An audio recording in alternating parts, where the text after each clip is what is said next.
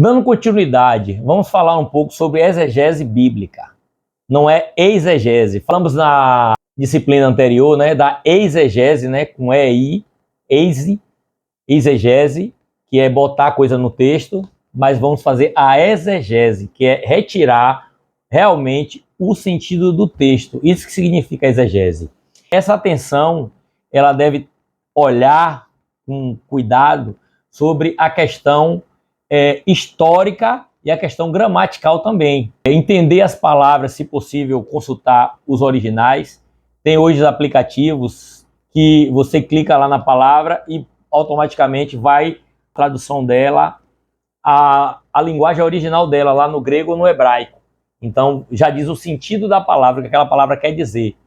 Mas não se preocupe muito com isso também, porque também tem bíblias hoje de estudos boas que você pode estar tendo a interpretação correta. Só em você não ter a intenção de deturpar o texto, nem trazer para um benefício ou um proveito próprio, dá para você, com um coração sincero, como eu sempre digo, com um coração sincero e a leitura dedicada ali, você vai conseguir compreender. Porque o Espírito Santo vai estar do seu lado para orientar. Mas o que você puder usar de ferramentas, faça isso para o seu bem. Principalmente se você quer ensinar. E quem deseja ensinar tem um preçozinho também que se deve pagar por isso. A identificação da intenção do autor. Precisa ser feita essa identificação. Qual é a intenção do autor? Um exemplo aqui, ó. João 14,6 fala, Jesus falando, eu sou o caminho ao Pai. Ele não está dando uma opinião, nem está fazendo uma sugestão. Ele está fazendo uma afirmação. E essa afirmação é uma informação exclusiva do próprio Jesus Cristo, que ele é o caminho, ele é a verdade, ele é a vida. Não tem outro caminho. Então você não tem como colocar, fazer uma exegese aí, exegese com I. Você vai ter que fazer uma exegese, fazer uma exegese com X, entendeu? Então isso é uma afirmação que você não pode mudar. É importante entender a profundidade disso.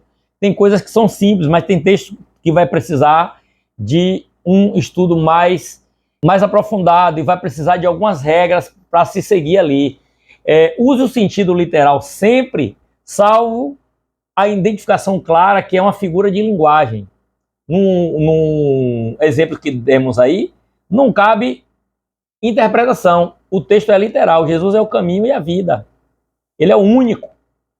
Então, considere o contexto imediato e o contexto remoto. A clareza de um texto ilumina os outros textos. Quando você vê que Jesus é o caminho, a verdade e a vida, então, quando você vai ler lá, não é por obras, para que ninguém se glorie, Efésios 2,8. Mas é dom de Deus, pela graça, deu seu Filho Jesus. Então, um texto ilumina o outro texto. Então, a Bíblia se interpreta pela própria Bíblia. Toda a doutrina deve estar fundamentada em outras passagens. A Bíblia sempre tem versículos e textos confirmando outros versículos e outros textos para dar o sentido geral do objetivo da qual está proposto. Devemos consultar passagens paralelas. Devemos comparar passagens que se referem umas às outras, que têm alguma relação, que tratam do mesmo assunto.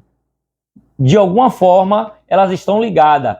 Porque, como diz lá em 1 Coríntios 2,13, você compara as coisas espirituais com as coisas espirituais. Tem coisas ali, tem coisas na palavra de Deus, que com a ajuda do Espírito Santo, e você entendendo, não lendo a Bíblia como uma história, um livro comum, mas como um livro da verdade, um livro divino. É um livro humano, mas também é um livro divino. Então você deve entender isso.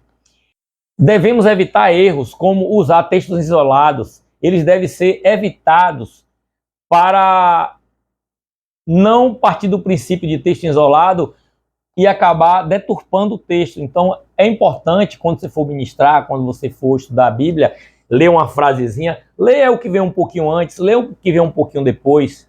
Tente comparar com outros textos e você vai ficar maravilhado com as revelações que Deus vai te dar. O gozo, a alegria, o prazer em meditar na palavra, em se encher de alegria e renovar a sua esperança. E o texto ele se renova a cada dia, trazendo sempre ânimo e força para nós. Tem um método de estudo indutivo, ele é baseado no Espírito Santo ilumina quem examina as Escrituras com sinceridade, como eu falei, um coração puro. Se você tiver essa sinceridade, esse coração puro aí, a maior parte da Bíblia, ela é compreensível para quem lê. Ela é compreensível. Basta ter o exemplo lá dos bereanos. Paulo pregava, mas eles consultavam a palavra. O pastor prega na igreja, o versículo ali, um sermão temático, mas é bom, não só tem uns que têm preguiça até de abrir a própria Bíblia durante a citação. Quando recebeu agora um versículo, quando você receber agora um versículo, faça isso aí, ó. Pegou, vai lá na Bíblia, aí lê, vê o que vem antes, vê depois. Pega essa mensagem do celular que você recebeu de um versículo, vai lá e olha o antes e o depois, vê o contexto, tenta achar outro texto, faz esse exercício aí para comparar. Ou até antes de mandar para alguém, lê um pouquinho antes, lê um pouquinho depois.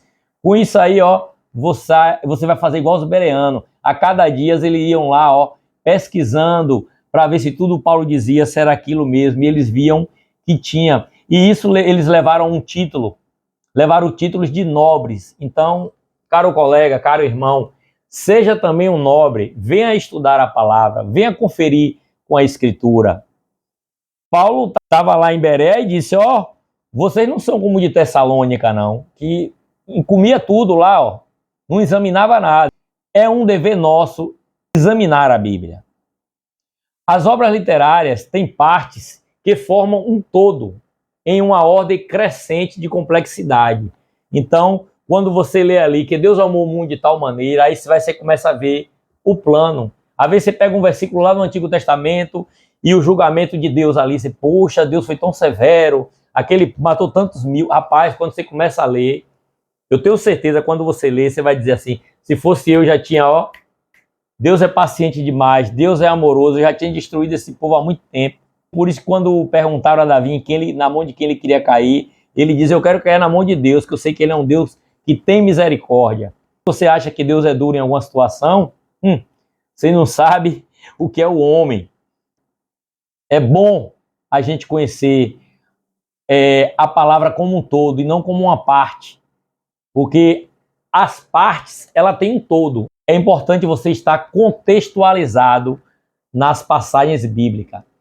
Sobre esse método indutivo, de você mesmo ir lá, é induzido a ler, você mesmo interpretar, uma sigla EBI, Estudo Bíblico Intuitivo, ou Indutivo.